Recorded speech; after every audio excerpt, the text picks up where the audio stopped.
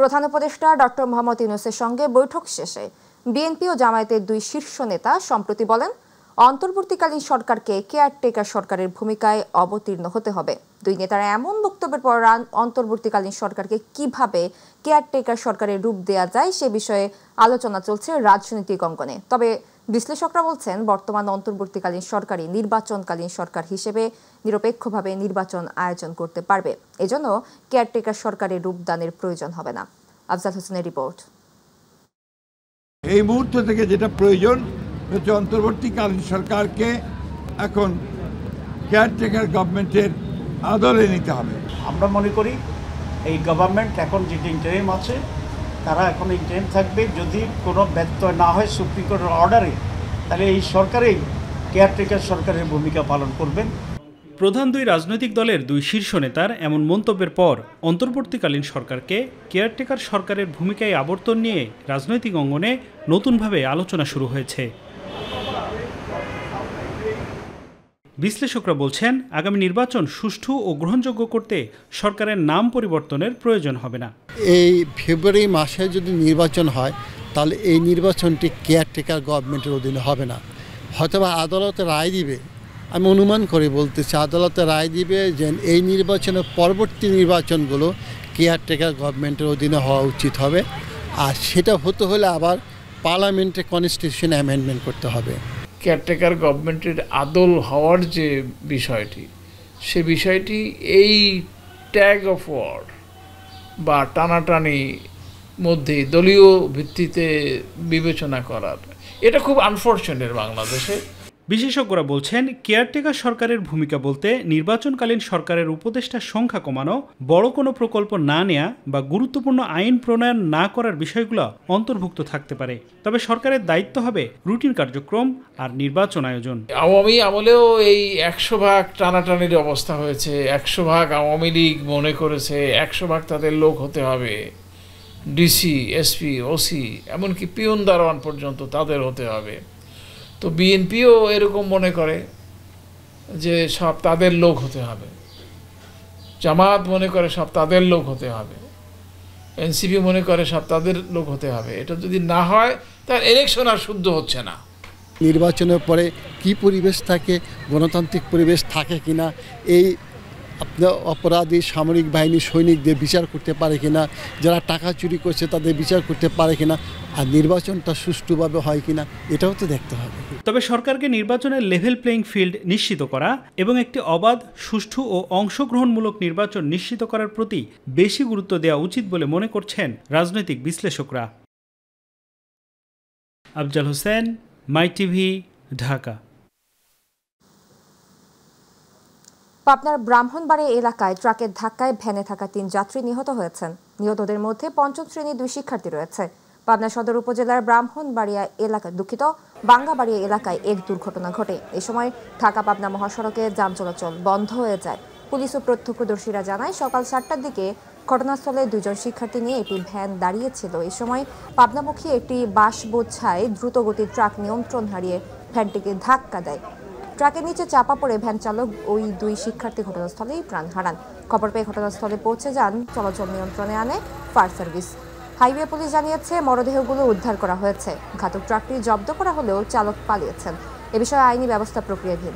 July August আন্দোলনে চানখারপুলে 6 জনকে হত্যার ঘটনায় মানবতা বিরোধী অপরাধের মামলায় ডিএমপির সাবেক কমিশনার হাবিবুর রহমান সহ 8 জনের বিরুদ্ধে 12তম দিনে 20 নম্বর সাক্ষীর জবানবন্দি রেকর্ড করার কথা রয়েছে আজ। আন্তর্জাতিক অপরাধ ট্রাইব্যুনাল 1-এর চেয়ারম্যান বিচারপতি মোহাম্মদ গোলাম মুর্তজা মজুমদারের নেতৃত্বাধীন 3 সদস্যের বিচারিক প্যানেলে সাক্ষ্য গ্রহণ হবে। গত 16 অক্টোবর দ্বিতীয় দিনের মতো এ মামলায় অবশিষ্ট সাক্ষ্য দেন যুব ও ক্রীড়া উপদেষ্টা আসিফ মাহমুদ সজীব ভুঁইয়া। তিনি জড়িতদের দৃষ্টান্তমূলক শাস্তি চেয়েছেন। সাক্ষ্য গ্রহণ শেষে তাকে জেরা করেন স্টেট ডিফেন্স ও আসামি পক্ষের আইনজীবীরা। গত 9 অক্টোবর আসিফ মাহমুদের প্রথম দিনের সাক্ষ্য গ্রহণ শুরু হয়। দর্শক, আন্তর্জাতিক অপরাধ ট্রাইব্যুনাল থেকে সরাসরি যুক্ত হচ্ছেন আমাদের প্রতিনিধি আফজাল হোসেন। আফজাল, সেখানকার সার্বিক পরিস্থিতি কি দেখছেন? সাবরিনা, রাজধানীর চাংখারপুলে জুলাই অভ্যুত্থানের শেষ দিনে শেখ হাসিনা পালায়নের ঠিক আগ মুহূর্তে 5ই আগস্ট যেই নৃশংস হত্যাকাণ্ড ঘটেছিল, আমরা টিভিতে পর্দায় দেখেছি যে সেখানে পুলিশ কিভাবে সরাসরি গুলি করেছিল এবং সেখানে অন দ্য স্পট এবং সেই ঘটনায় 6 জন নিহত হন এবং অসংখ্য আহত হন। এই মামলায় আজকে এখানে সাক্ষী গ্রহণ চলছে। আজকে 20তম সাক্ষী গ্রহণ চলছে ট্রাইব্যুনাল 1 আন্তর্জাতিক অপরাধ আদালতের 1 নম্বরে। এখানে আজকে এর আগে গত 16 তারিখ, চলতি মাসের 16 তারিখ এখানে সাক্ষী দিয়েছেন যুব ক্রীড়া উপদেষ্টা আসিফ মাহমুদ সজীব ভূঁইয়া। এছাড়া আরও বেশ কয়েকজন সাক্ষী গ্রহণ হয়েছে এবং সজীব ভূঁইয়ার সাক্ষ্য গ্রহণ শেষে রাষ্ট্রপক্ষ জেরা তর্ক করেন এবং আজকে 20তম সাক্ষী গ্রহণ চলছে। আমার পেছনে যেই আদালতটি দেখছেন, এখানে ইতিমধ্যে আসামিদেরকে উপস্থিত করা হয়েছে এবং একটু পরে এখানে সাক্ষী গ্রহণ শুরু হবে। আজকে মূলত চাংখারপুলের যে হত্যাকাণ্ড সেটা কেন্দ্রিকই আজকের এই সাক্ষী গ্রহণ এবং সেই নৃশংস ঘটনা নিয়ে যারা জড়িত তাদেরকে সর্বোচ্চ বিচারের আওতায় নিয়ে আসার জন্য সর্বোচ্চ চেষ্টা করে যাচ্ছে ট্রাইব্যুনাল, এটাই আমরা এখানে লক্ষ্য করছি। এছাড়া আরেকটু বলে রাখি যে আজকে এই ট্রাইব্যুনালে 3 জন বিচারকের প্যানেল রয়েছেন এবং তারাই সাক্ষী গ্রহণ চলছেন এবং এই মামলাটি দ্রুত নিষ্পত্তির জন্য তারা যাবতীয় পদক্ষেপ গ্রহণ করবেন। এই ছিল আমার কাছে ট্রাইব্যুনাল 1 থেকে সরাসরি সব শেষ। আপনাকে ধন্যবাদ। ভোলার মেঘনা এবং তেঁতুলিয়ায় 22 দিনের মাছ ধরার উপর নিষেধাজ্ঞা শেষে মধ্যরাতের পর থেকেই হাঁকডাক বাজিয়ে মাছ শিকারে নেমেছে জেলেরা। সকাল থেকেই সেই চিত্র দেখা গেছে ভোলার বিভিন্ন মাছ ঘাটগুলিতে। নিষেধাজ্ঞা শেষে প্রথম দিনে ইলিশ সহ বিভিন্ন প্রজাতির মাছ তাদের জালে ধরা পড়ার সন্তুষ্ট জেলেরা। ঘাটগুলিতে দেখা গেছে জেলে এবং ক্রেতাদের ভিড়। নিষেধাজ্ঞা শেষে এভাবে যদি জেলেরা মাছ শিকার করতে পারে তাহলে তাদের যে দায় দেনা রয়েছে তা পরিশোধ করতে পারবেন বলেছে জেলেরা।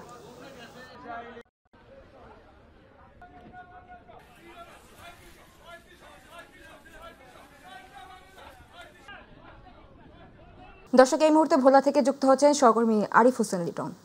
22 দিনের মাছ ধরায় নিষেধাজ্ঞা শেষে আজ আবার ঘাটে ফিরেছে প্রাণচাঞ্চল্য। তো কি বলছেন জেলেরা? সাবরিনা, আপনি জানেন যে 4 অক্টোবর থেকে 25 অক্টোবর মধ্যরাত অর্থাৎ 22 দিনের যে ভোলার মেঘনা এবং তেঁতুলিয়ায় মাছ শিকারের উপরে নিষেধাজ্ঞা জারি করা হয়েছিল, সেই মাছ শিকারের নিষেধাজ্ঞা কিন্তু এই গতকাল মধ্যরাতের পর থেকে শেষ হয়ে যাওয়ায় ভোলা মেঘনা এবং তেঁতুলিয়াগামী যে সমস্ত জেলেরা রয়েছেন তারা কিন্তু মাছ শিকারে এক প্রকার হাঁক ডাক বাজিয়ে কিন্তু নদীতে তারা মাছ শিকারে নেমেছেন। এবং আজ সকালবেলা আমি ভোলার মেঘনার পাড়ে বিভিন্ন মৎস্য ঘাটগুলিতে ঘুরে যেমনটা চিত্র দেখেছি যে 22 দিন নিষেধাজ্ঞার পর জেলেরা কিন্তু মাছ শিকার করতে প্রথম দিন নদীতে নামলেও কিছুটা মাছের দেখা পেয়ে অনেকটাই কিন্তু স্বস্তি প্রকাশ করেছেন এবং জেলেরা ইলিশের পরিমাণটা যদিও কম পেলেও অন্যান্য মাছ এবং পাঙ্গাস সহ অন্যান্য মাছের কিছুটা দেখা পাওয়া জেলেরা কিন্তু এক প্রকার হাসি মুখী সন্তুষ্ট প্রকাশ করেছেন। তবে জেলেরা যেমনটা বলছেন যে প্রথম দিন কিছুটা মাছের দেখা পেলেও সামনের দিনগুলিতে যদি মাছের দেখা না মিলে যে দায় দানা রয়েছে সেই দায় দানা কিন্তু তারা পুষিয়ে উঠতে পারবেন না। তবে আমার সাথে জেলা মৎস্য কর্মকর্তার সাথে যেমনটা কথা হয়েছে, জেলা মৎস্য কর্মকর্তা বলছেন যে 22 দিনের অভিযান শেষে জেলেরা তেমন একটা কিন্তু মাছের দেখা পাবে না। তার কারণ হলো মাছ কিন্তু নদী থেকে সাগরে চলে যাবে এমনটাই বলছেন। তবে জুলাই, আগস্ট, সেপ্টেম্বর এই 3 মাস মাছের পুরো মৌসুম বলে কিন্তু মৎস্য বিভাগ বলছেন, অর্থাৎ আগামী বছর জুলাই থেকে আবার মাছের দেখা পাবেন। তবে জেলেরা বলছেন সকাল থেকে যে প্রথম দিন তারা যতটুকু মাছ পেয়েছেন ততটুকু তারা আশাবাদী যে তারা নদীতে যদি আবার আগামী দিন থেকে যায় তারা মাছ শিকার করতে পারবে এবং তারা কাঙ্ক্ষিত মাছের দেখা যদি পায় তারা তাদের দায় দানা পুষিয়ে উঠতে পারবেন বলে কিন্তু জেলেরা এমনটাই আমাকে সকাল থেকে জানিয়েছেন। তো এই ছিল ভোলা মৎস্যঘাট থেকে আমার 22 দিনের নিষেধাজ্ঞা থেকে সর্বশেষ খবর। সাবরিনা, আপনাকে ধন্যবাদ। ফেনী পৌরসভার প্রায় 80% সড়কের এখন বেহাল অবস্থা। খানাখন্দে ভরা রাস্তায় প্রতিদিনই দুর্ভোগ পোহাতে হচ্ছে সাধারণ মানুষকে। সামান্য বৃষ্টিতে এই সড়কগুলি রূপ নিচ্ছে জলাশয়ে। প্রতিনিধি আমির চৌধুরীর তথ্যচিত্র আরও জানাচ্ছেন সাইদুর রহমান আবির। ফেনী পৌরসভার 293 কিলোমিটার সড়কের মধ্যে প্রায় 75 থেকে 80% ভাঙাচোরা। কোথাও বড় গর্ত, আবার কোথাও কাদা পানিতে মিশে গেছে রাস্তার চিহ্ন। ফলে প্রতিদিনই চরম ভোগান্তির শিকার হচ্ছেন স্থানীয় বাসিন্দারা। পানি নামার পথ না থাকায় সামান্য বৃষ্টিতেই জলাবদ্ধতা দেখা দেয় শহরের বিভিন্ন সড়কে। ড্রেনেজ ব্যবস্থার অচলাবস্থায় ড্রেনের ময়লা ও নোংরা পানি রাস্তায় ছড়িয়ে পড়ছে। এতে দেখা দিয়েছে স্বাস্থ্য ঝুঁকি। ড্রেনের কাজটা সম্পূর্ণ করতে হবে, কারণ ড্রেন পানি যদি না যায়, আমরা যতবারে রোড করি ততবারে ভেঙে যাবে, কারণ পানি জমা থাকলে রোডটা নষ্ট হবে। একটু বৃষ্টি পড়ে তখন থেকে যে ড্রেনগুলো পুড়ে যায় এবং রাস্তা দিয়ে হাঁটার সময় পায়ের মধ্যে পানিগুলো লাগে, তখন আমাদের পায়ের মধ্যে বিভিন্ন ধরনের বিচি উঠে যায়। আমরা চাই মানুষ জনগণের জন্য এই রাস্তাটা ভালো করে করা হোক, যাতে সবাই ভালো হয়, আমাদেরও ভালো হয়। ভাঙা সড়কে নিত্যদিন ক্ষতিগ্রস্ত হচ্ছে মোটরযান। এতে আয়ের চেয়ে ব্যয় বাড়ছে চালকদের। বৃষ্টি হইতে গেলে পানি উঠে যায় অনেক, এই কারণে গাড়ি ঘোড়া চালাতে গেলে গাড়ি দুর্ঘটনা হয়ে যায়। এখানে এই রাস্তা দিয়ে যাইতে গাড়ির অনেক কামাই থেকে অনেক খরচ বেশি আসে, গাড়ি নষ্ট হয়ে যায়। যাইতে যাইতে অসুবিধা, রাত্রি যাইতে হয় না, গাড়ি নষ্ট হয়ে যায়, বারবার মিটারের কাছে নিত। আমরা চাই রাস্তাটা একদম ঠিক মতো সুস্থভাবে আবার ঠিক করা যায়। পৌর প্রশাসনও স্বীকার করছে সড়কের এই বেহাল দশা। তাদের দাবি 2024 সালের ভয়াবহ বন্যা ও চলতি বছরের অতিবৃষ্টিতে বেশিরভাগ সড়ক ক্ষতিগ্রস্ত হয়েছে। জলাবদ্ধতা বিভিন্ন কারণে যে সড়কের যে বর্তমানে একটু বেহাল দশা, সেটি খুব দ্রুততম সময়ের মধ্যেই পৌরসভা কাটিয়ে উঠবে এবং ফেনীর পৌরবাসী খুব একটি সুন্দর নাগরিক জীবন তারা উপহার পাবে। নাগরিক সেবা নিশ্চিত করতে দ্রুত সংস্কারের দাবি জানিয়েছেন স্থানীয়রা। প্রথম শ্রেণীর পৌরসভা হলেও নাগরিক সেবার মান নিয়ে প্রশ্ন রয়েই গেছে। সাইদুর রহমান আবির, মাই টিভি নিউজ ডেস্ক। লক্ষ্মীপুরের রামগতি উপজেলার চরগাজী ইউনিয়নের বয়ারচর একসময় ছিল জনবহুল ও প্রাণচাঞ্চল্য একটি জনপদ। 3 লাখ মানুষের কোলাহলে মুখর সেই বয়ারচর আজ হারিয়ে যাচ্ছে মেঘনার গর্বে। প্রতিনিধি শফিউল আজম চৌধুরী জুয়েলের পাঠানো তথ্য ও চিত্রে বিস্তারিত জানাচ্ছে জুবাইর রহমান। 4 দশক আগে এখানে ছিল স্কুল, মসজিদ, কবরস্থান আর সবুজ ফসলের মাঠ, কিন্তু ভয়ঙ্কর নদী ভাঙন কেড়ে নিয়েছে সব। 2 দশক আগে নির্মিত বেড়িবাঁধ কিছুটা স্বস্তি দিলেও এখন তা ধসে গেছে। নদীর পাড়ে আজ ভাঙনের মুখে অবশিষ্ট অল্প কিছু জমি আর অসহায় কিছু পরিবার। লক্ষ্মীপুরের রামগতি উপজেলার চরগাজী ইউনিয়নের বয়ারচরে বাড়িঘর হারিয়ে এখন খোলা আকাশের নিচে বসবাস করছে অর্ধশতাধিক পরিবার। নদী তীরবর্তী অন্যান্য পরিবারও ভাঙনের আতঙ্কে দিন কাটাচ্ছেন। এলাকাবাসীর দাবি দ্রুত স্থায়ী টেকসই বেড়িবাঁধ নির্মাণের। গত কয়েক বছর ধরে এটা আস্তে আস্তে ভাঙতে হাজার হাজার লোক গৃহহীন হয়ে গেছে। 3.5 গুলো ভাঙতে আজ এই জায়গাতে আছে। 50,000 লোকের ঘর বাড়ি অলরেডি চলে গেছে। আজ থেকে 10 বছরের ভিতরে আমরা শুধু জোয়ারে পানি খেতেছি, বিড়া বাড়ি শেষ। মাথা সুলুডে লাসি মাটি কাটতে বস্তা দিতে কিছু থাকে না, সব পানির বাইর লগে চলে যেতে আছে। অন সাইডে দরজাটাও ভাঙতে আসছে, আমরা আঙ্গো কোনো মিস যাইবার কোনো ইয়া নাই, ব্যবস্থা নাই, টাকা নাই, পয়সা আমরা কিভাবে যাইতে চাবো। পানি ঘরে উঠলে আমরা অনেক ডরে ভয় আমরা নদীতে রোডের দিকে উড়ে চলে যাই, বাল বাচ্চা আমরা অনেক কষ্ট করতে আসি। স্থায়ীভাবে সিসি ব্লক করা, এই বছরও বস্তা দেওয়ার কারণে জোয়ার ডুবতে পারে না। টেকসই সিসি ব্লক দেওয়া হলে আমাদের এলাকার মানুষজন থাকতে পারবে। এদিকে অনুমোদন পেলে দ্রুত কাজ শুরু করা হবে বলে জানালেন পানি উন্নয়ন বোর্ডের নির্বাহী প্রকৌশলী। আমরা ইতিমধ্যে সেটা সাবমিট করেছি, শীঘ্রই মিনিস্ট্রি হয়ে সেটা প্ল্যানিং কমিশনে যাবে এবং সরকার এই বিষয়ে যথেষ্ট সদয় আছেন এবং ওরা আশা করছি খুব শীঘ্রই এই বিষয়ে পদক্ষেপ গ্রহণ করা হবে। এখন অপেক্ষা শুধু প্রকল্প বাস্তবায়নের, কারণ সময়ের অপেক্ষা না করলে হয়তো মানচিত্র থেকেই হারিয়ে যাবে লক্ষ্মীপুরের বয়ারচর। জুবাইর রহমান, মাই টিভি নিউজ। আমাদের কৃষি।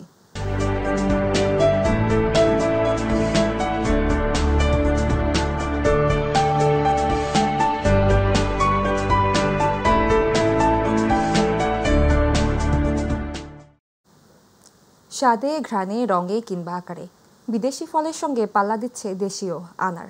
দেশের মাটিতে প্রথমবারের মতো আনার বা বেদেনা চাষে সাফল্য পেয়েছেন দিনাজপুরের 2 তরুণ উদ্যোক্তা। তাদের হাত ধরে বিদেশি ফল এখন দেশীয় সম্ভাবনার নতুন নাম। প্রতিনিধি মুকুল চট্টোপাধ্যায়ের তথ্যচিত্র আরও জানাচ্ছেন শামস তাবরিজ উচ্ছ্বাস। দিনাজপুরের সদর উপজেলার রানীগঞ্জ বেলবাড়ি এলাকায় মূল সড়কের পাশেই চোখে পড়ে সবুজে মোড়ানো বিশাল আনার বাগান। ভারতের মুম্বাইয়ে প্রশিক্ষণ নিয়ে 4 বছর আগে আনার চাষ শুরু করে 2 তরুণ উদ্যোক্তা মোহাম্মদ নাদিম ও মনিরুজ্জামান। 3.5 একর জমিতে রোপণ করা হয়েছে প্রায় 1100টি আনার গাছ। যত্নের পরশে এখন সেই ফল গাছগুলো ফলভারে নুয়ে পড়েছে। 25 সেপ্টেম্বর থেকে শুরু হয়েছে ফল সংরক্ষণ। রং, গ্রান আর স্বাদে বিদেশি আনারের মতোই এই ফলের প্রতি ব্যবসায়ীদের আগ্রহ বাড়ছে দ্রুত। প্রতিদিন অসংখ্য মানুষ আসতেছে, পরিদর্শন করতেছেন এবং বাগান থেকে খুচরা মূল্যে আনার কিনে নিয়ে যাচ্ছেন। আমি এসেও দেখলাম বাস্তবে, হ্যাঁ, ফলগুলো দেখতে অনেক সুন্দর। আমি 6 কেজি নিলাম। বাগান থেকে কিছু আমি চারা নেওয়ার উদ্দেশ্যে আসছিলাম। আমি একজন ব্যবসায়িক, ফলের দোকান আছে রানীগঞ্জ বাজারে। এখান থেকে আনার সরাসরি নিয়ে যাই, দোকানে বিক্রি করি। বাগান থেকেই পাইকারি দরে কেজি প্রতি বিক্রি হচ্ছে 260 থেকে 300 টাকায়। উদ্যোক্তারা জানালেন, এই মৌসুমে প্রায় 50,000 আনার বিক্রির লক্ষ্য নিয়েছেন তারা। বিভিন্ন পাইকারের মাধ্যমে ফল বিক্রি করি, যদিও এবার রেটটা একটু কম পাইছি, তারপর আমরা বলবো যে আপনি যে রেটটা পাইছি এটা সাফিসিয়েন্ট। উদ্যোক্তা নাদিম হোসেন জানালেন, তার বাগান থেকে আনারের চারা সংগ্রহ করা যাবে। লক্ষ্য একটাই, দিনাজপুর থেকে সারা দেশে আনার চাষের প্রসার ঘটানো। আমরা আশাবাদী যে বাংলাদেশে আনার চাষ ব্যাপকভাবে বৃদ্ধি পাবে। কৃষি সম্প্রসারণ অধিদপ্তর বলছে, ফল বৃদ্ধি ও বাণিজ্যিকভাবে আনার চাষ বিস্তারে উদ্যোক্তাদের সর্বোচ্চ সহায়তা দেয়া হচ্ছে।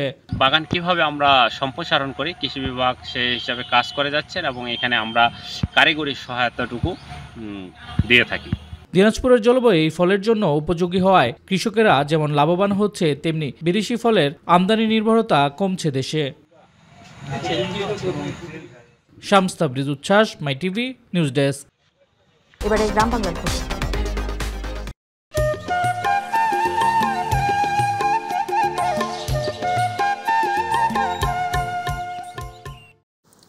মহাসড়কে অবৈধ যানবাহন চলতে দেয়া হবে না বলে হুঁশিয়ারি দিয়েছেন বিআরটিএ চেয়ারম্যান ও অতিরিক্ত সচিব আবু মমতাজ সাদউদ্দিন আহমেদ। তিনি বলেন, পুলিশ, বিআরটিএ ও সংশ্লিষ্ট সব বিভাগের প্রতি প্রয়োজনীয় নির্দেশনা দেওয়া হয়েছে। তারা কঠোর অবস্থানে থাকবে। শনিবার পঞ্চগড় জেলা প্রশাসকের সম্মেলন কক্ষে জেলা প্রশাসক ও বিআরটিএ পঞ্চগড় সার্কেলের যৌথ আয়োজনে পঞ্চগড় ও ঠাকুরগাঁ জেলার সড়ক দুর্ঘটনায় নিহত ও আহত মোট 30টি পরিবারের মাঝে বিআরটিএ ট্রাস্টি বোর্ডের মঞ্জুরিকৃত অর্থের চেক বিতরণ অনুষ্ঠানে তিনি এসব কথা বলেন।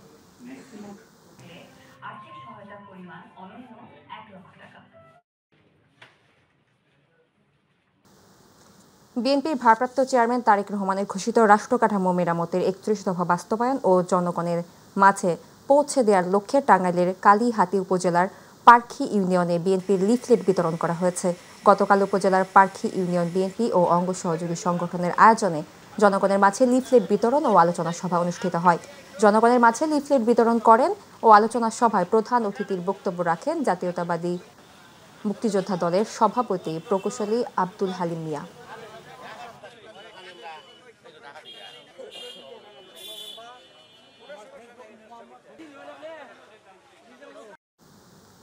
বিএনপির ভারপ্রাপ্ত চেয়ারম্যান তারেক রহমানের রাষ্ট্র কাঠামো মেরামতের 31 দফা বাস্তবায়নের অংশ হিসেবে গাজীপুরের সদর থানাধীন ভুরুলিয়া এলাকায় পেশাজীবী, শ্রমজীবী, তরুণ সমাজ ও জনসাধারণের সাথে উঠান বৈঠক ও মতবিনিময় সভা করেছে মহানগর স্বেচ্ছাসেবক দল। ফরহাদ হোসেন সরকারের সভাপতিত্বে ও নাহিদুল ইসলাম সরকারের সঞ্চালনায় 25 নম্বর ওয়ার্ড ভুরুলিয়া গ্রামবাসীর উদ্যোগে আয়োজিত অনুষ্ঠানে প্রধান অতিথি ছিলেন আহ্বায়ক শাহাদাত হোসেন শাহিদ। অনুষ্ঠান শেষে 31 দফা সম্বলিত লিফলেট বিতরণ ও গণসংযোগ পরিচালনা করা হয়।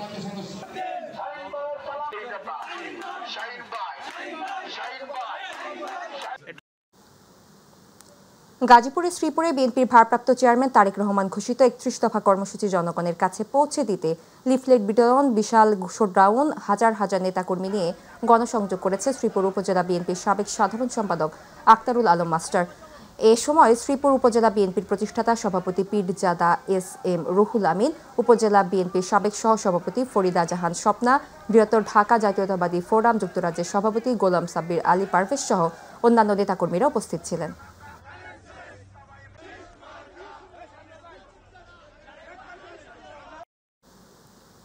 গাজীপুরের কালিয়াকুড়ে বিএনপির রাষ্ট্র কাঠামো মেরামতের 31 দফার আলোকে জাতীয় সংসদ নির্বাচনের প্রস্তুতি কল্পে উপজেলা ও পৌর বিএনপির উদ্যোগে কর্মী সমাবেশ হয়েছে। শনিবার উপজেলার আশেকনগর পার্কে অনুষ্ঠিত কর্মী সমাবেশ সভাপতিত্ব করেন উপজেলা বিএনপির সাবেক সভাপতি আব্দুল লতিফ। এ সময় সমাবেশে প্রধান অতিথি বক্তব্য রাখেন কেন্দ্রীয় বিএনপির জাতীয় নির্বাহী কমিটির সহশ্রম বিষয়ক সম্পাদক হুমায়ুন কবির খান। এছাড়াও উপজেলা বিএনপির সাবেক আহ্বায়ক আখতার উজ্জামান, পৌর বিএনপির সাবেক সভাপতি দেওয়ান মোয়াজ্জেম হোসেন, জেলা বিএনপির সাবেক সহসভাপতি মুখলেসুর রহমান বক্তব্য রাখেন।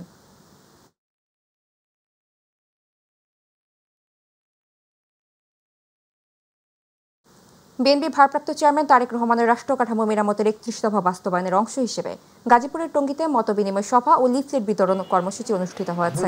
নিশাত মাহমুদ জালাল ও আবু বক্কর সিদ্দিকের সঞ্চালনায় ৫৪ নম্বর ওয়ার্ড বিএনপি ও সহযোগী সংগঠনের উদ্যোগে আয়োজিত অনুষ্ঠানে প্রধান অতিথি ছিলেন বাংলাদেশ জাতীয়তাবাদী স্বেচ্ছাসেবক দলের সহসভাপতি আরিফ হোসেন হাওলাদার। অনুষ্ঠান শেষে ৩১ দফা সম্বলিত লিফলেট বিতরণ ও গণসংযোগ পরিচালনা করা হয়।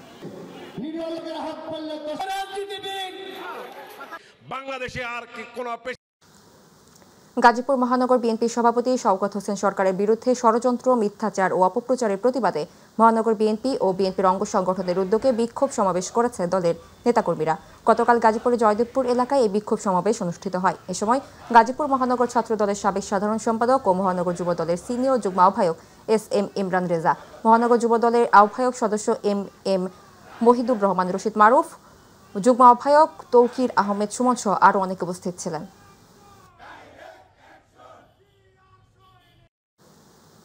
ব্রাহ্মণবাড়িয়া বিজয়নগর উপজেলার বিশ্বপুর ইউনিয়নের ভূমি অফিস কর্তৃক জোরপূর্বক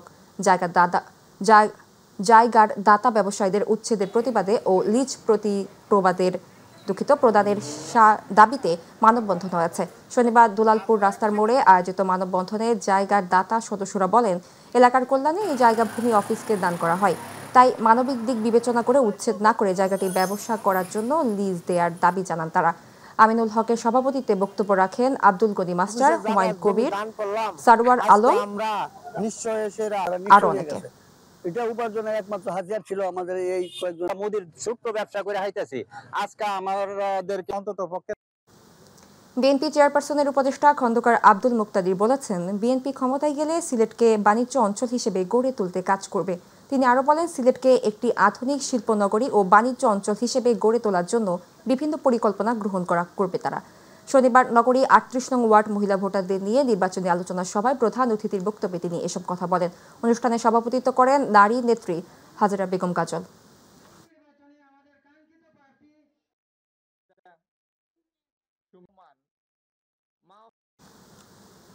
বাংলাদেশ জামায়াতে ইসলামী রাজশাহী মহানগরীয় উদ্যোগে জুলাই সনদের বাস্তবায়ন, গণভোট এবং পিআর পদ্ধতিতে নির্বাচন সহ ৫ দফা দাবিতে রাজশাহীতে জামায়াতের বিক্ষোভে সমাবেশ হয়েছে।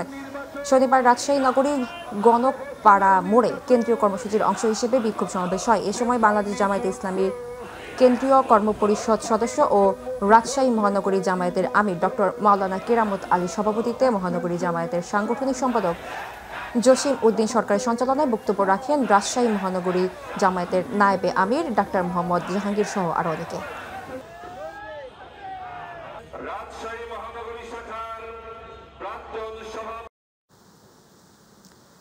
মনিরামপুর প্রেস ক্লাবে সাংবাদিকদের সাথে জামায়াতে ইসলামীর মতবিনিময় সভা অনুষ্ঠিত হয়েছে। শনিবার সন্ধ্যায় যশোরে মনিরামপুর প্রেস ক্লাব মিলনায়তনে আয়োজিত সভায় সভাপতিত্ব করেন প্রেস ক্লাব সভাপতি মনজুর রহমান। প্রধান অতিথির বক্তব্যে সংসদ সদস্য প্রার্থী অ্যাডভোকেট গাজী এনামুল হক সাংবাদিকদের এক প্রশ্নের জবাবে বলেন, নির্বাচনে বিজয়ী হলে যে কোনো মূল্যে মনিরামপুর থেকে সরকারি বেসরকারি সকল প্রতিষ্ঠান সহ সর্বস্তরে দুর্নীতিমুক্ত করা হবে। এ সময় আরও উপস্থিত ছিলেন উপজেলা জামায়াতে ইসলামীর আমির সহকারী অধ্যাপক ফজলুল হক, সেক্রেটারি সহকারী অধ্যাপক খলিলুর রহমান, মাওলানা মহিউল ইসলাম, সহকারী অধ্যাপক আহসান হাবিব লিটন, শামীম রেজা সহ আরও অনেকে। জিয়া সাইবার ফোর্স সাদুল্লাপুর উপজেলা শাখা কমিটি পরিচিতি সভা অনুষ্ঠিত হয়েছে। হাসপাতাল সংলগ্ন বিএনপির অস্থায়ী কার্যালয়ে নতুন কমিটির সদস্যদের পরিচিতি সভায় জিয়া সাইবার ফোর্সের আহ্বায়ক মামুনুর রশিদের সভাপতিত্বে ও যুগ্ম আহ্বায়ক মোশাররফ হোসেনের সঞ্চালনায় বক্তব্য রাখেন জেলা বিএনপির সভাপতি মইনুল হাসান সাদিক, জেলা জিয়া সাইবার ফোর্সের আহ্বায়ক বিষ্ণু কুমার দাস, সদস্য সচিব রুহুল আমিন তমাল, উপজেলা বিএনপির আহ্বায়ক শামসুল হাসান শামসুল, যুগ্ম আহ্বায়ক আনোয়ারুল ইসলাম সহ 11 ইউনিয়ন নেতাকর্মীবৃন্দ উপস্থিত ছিলেন।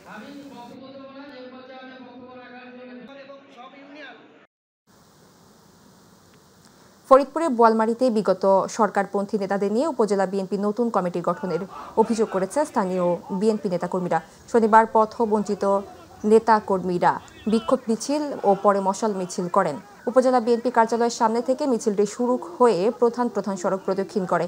বিক্ষুব্ধরা অভিযোগ করেন আওয়ামী লীগপন্থীদের পুনর্বাসনের চক্রান্ত চলছে।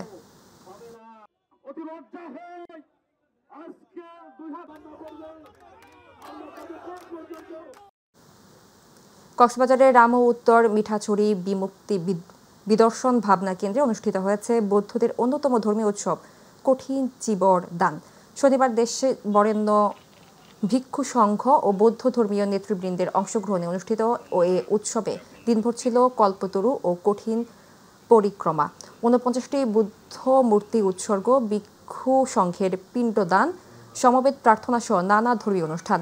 2 পর্বের ধর্মীয় অনুষ্ঠানের প্রথম পর্বে সকালে অখীয় ভিক্ষু সমিতির সভাপতি ধর্মপাল মহাথেরো এবং দ্বিতীয় পর্বে সভাপতিত্ব করেন শ্রীকুল মৈত্রী বিহারের অধ্যক্ষ ভদন্ত বিজয় রক্ষিত মহারেথ।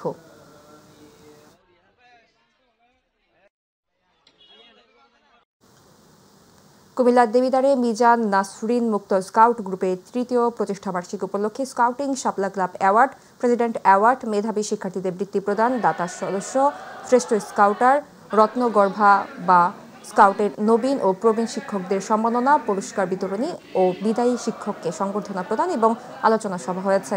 সভায় এএলসি তাসলিমা আক্তারের সঞ্চালনায় ও স্কাউট গ্রুপের উপদেষ্টা আবুল কালাম আজাদের সভাপতিত্বে প্রধান অতিথি ছিলেন দেবিদ্বার উপজেলা সহকারী কমিশনার ফয়সাল উদ্দিন। বিশেষ অতিথি ছিলেন উপজেলা মাধ্যমিক শিক্ষা অফিসার দেওয়ান জাহাঙ্গীর।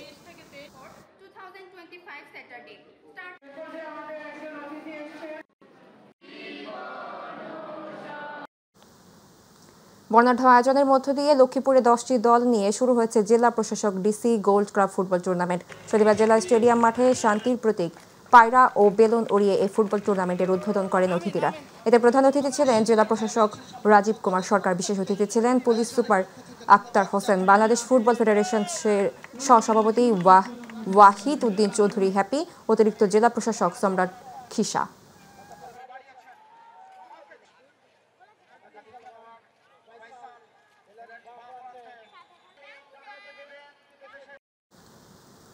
যশোরে বাঘারপাড়া মাহবুবুর রহমান 8 দলীয় ফুটবল টুর্নামেন্টের ফাইনাল আসর অনুষ্ঠিত হয়েছে। গতকাল উপজেলা চণ্ডীপুর প্রাথমিক বিদ্যালয় মাঠে জমজমাট এই ম্যাচ অনুষ্ঠিত হয়। খেলায় আব্দুল জব্বার বিশ্বাসের সভাপতিত্বে প্রধান অতিথি ছিলেন বিএনপির কেন্দ্রীয় কৃষক দলের সিনিয়র যুগ্ম সম্পাদক ইঞ্জিনিয়ার PS আইয়ুব। বিশেষ অতিথি উপজেলা বিএনপির সভাপতি তানিয়া রহমান মাহবুবুর রহমান উপস্থিত ছিলেন।